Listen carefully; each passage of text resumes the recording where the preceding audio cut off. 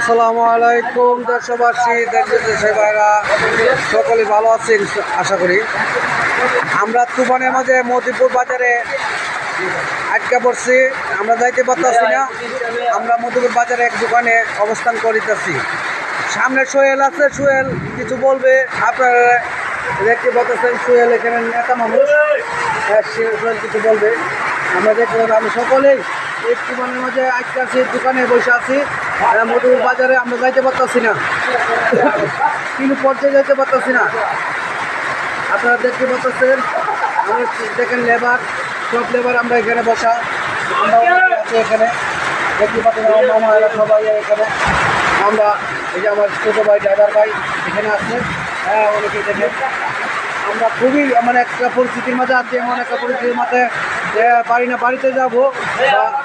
আমরা তিন জায়গায় যাইবো, অবস্থান করব। এখন অবস্থান আমরা বর্তমানে মতিপুর বাজারে।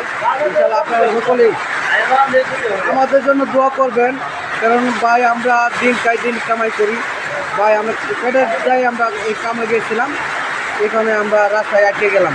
আল্লাহ হাফেজ। আপনারা ভিডিওটা সর্বোচ্চ শেয়ার করবেন। আল্লাহ হাফেজ, ভালো থাকেন, সুস্থ থাকেন। সকলকে জানাই আসসালামু আলাইকুম ওয়া রাহমাতুল্লাহ।